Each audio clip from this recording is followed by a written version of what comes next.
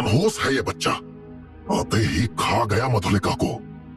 शिवेश नन्हे से देव को बड़ी मुश्किल से बचाकर अपने गांव हरित पर्वत पहुंच तो गया, लेकिन उसके विशाल भवन के सामने परिवार शोक और क्रोध से भरा खड़ा था, क्योंकि उनकी अपनी प्रिय सदस्य मधुलिका उस तांगे में मृत पड़ी थी। उसके शरीर में लगा भाला अब भी वहीं पड़ा था। शिवेश की आंखें और शरीर मानो पत्थर हो गए थे। लेकिन दुखद ये था कि परिवार के अधिकतर लोग इस अनहोनी का जिम्मेदार मान रहे थे उस 2 साल के मासूम देव को। शिवेश देव को गोद में उठाए उस भवन के विशाल दरवाजे से होते हुए अंदर आंगन में पहुंचा। तभी शिवेश का भाई अविराम दौड़ते हुए उसके पास आया और पूछा, ये क्या सुन रहा हूं शिवेश? ये बच्चा कौन है और मधुलिका कहाँ है? शिवेश ने कोई जवाब नहीं दिया तो अविराम की नजर बाहर खड़े तांगे पर गई। उसमें खून से सना भाला लगा देखकर वो बोला, इसका मतलब मधुलिका?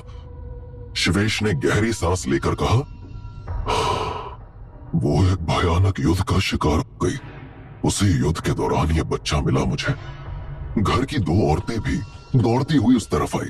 उनमें से एक ने शिवेश के पास आकर गुस्से में कहा, जिसकी वजह से मेरी प्यारी जेठानी अब इस दुनिया में नहीं है, उसे आप घर में ले आए। शिवेश की गोद में मौजूद नन्हा देव अपनी तरफ नफरत से देखते लोगों को भी मासूमियत से निहार रहा था। शिवेश ने कमजोर सी आवाज में कहा, मधुलिका के साथ जो भी हुआ उसमें देव का कोई दोष नहीं है। तभी देव की नजर एक लड़के पर पड़ी जो कि बड़ा उत्साहित सा भवन के अंदर से आ रहा था। वो एकदम से शिवेश के पैरों से जा लिपटा और इधर उधर देखकर पूछा, पिताजी, मां तांगे से उतर क्यों नहीं रही है? शिवेश की बेजान आंखों से आंसू की पतली धार बह निकली। उसने अपने बेटे के सिर पर हाथ फेर कर कहा, मुझे माफ कर दे शिवांग, मैं तेरी मां को बचा नहीं पाया। ये सुनकर शिवांग एकदम सुन पड़ चुका था। अविराम अपनी लाल अंगारे जैसी आंखें लिए तेजी से देव की तरफ बढ़ता हुआ बोला, मेरी भाभी इसी को बचाने के चक्कर में मरी है, इसको तो मैं। रुक जाओ अविराम। शिवेश देव के सामने ढाल की तरह आकर बोला, देव को तुम छुओगे भी नहीं।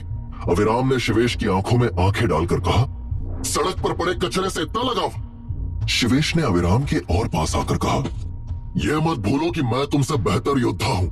देव ने रक्षा की है मेरी, अगर इसे बचाने के लिए मुझे शस्त्र भी उठाने पड़े तो मैं झिझकूंगा नहीं। अविराम कुछ कहता उससे पहले उसके कंधे पर पीछे से किसी ने हाथ रखा और भारी आवाज में कहा, तो अब मेरी संतानें अग्निवंश का नाम ऐसे ऊंचा करेंगी? अविराम ने पिताजी को समझाते हुए बताया, लेकिन पिताजी, ये शिवेश न जाने किसको उठा लाया। शांत हो जाओ अविराम। उसके पिता ने गंभीर आवाज में कहा, मैं सूर्यकांत अग्निवंश का मुख्य होने के नाते आदेश देता हूँ कि हमारे घर की बहू मधुलिका का अंतिम संस्कार ठीक समय पर और सभी विधियों के साथ हो। थोड़ी ही देर में गांव के लगभग सभी आदमी उस बड़े शमशान घाट में पहुंच गए थे। मधुलिका की चिता के पास खड़े पंडित ने कुछ मंत्र पढ़े। उसके बाद उसने शिवेश की तरफ देखकर कहा, जजमान, अब आप चिता को अग्नि दे। भारी मन से हाथ में मशाल लिए शिवेश आगे बढ़ा और चिता को अग्नि देते हुए बोला, मैं तुम्हें विदा जरूर कर रहा हूं, लेकिन कभी भुला नहीं पाऊंगा मधुलिका। चिता ने अब आग पकड़ ली थी और उसकी लपटें आसमान तक उठ रही थी। वहीं खड़े सूर्यकांत ने शिवेश की तरफ बढ़कर धीरे से उसके कान में कहा, इस बच्चे को तुमने तो स्वीकार कर लिया, लेकिन अग्निवंश के बाकी लोग इसे कभी नहीं अपनाएंगे। शिवेश ने सूर्यकांत की तरफ देखकर पूछा, और आप पिताजी, क्या आप अपनाएंगे देव को?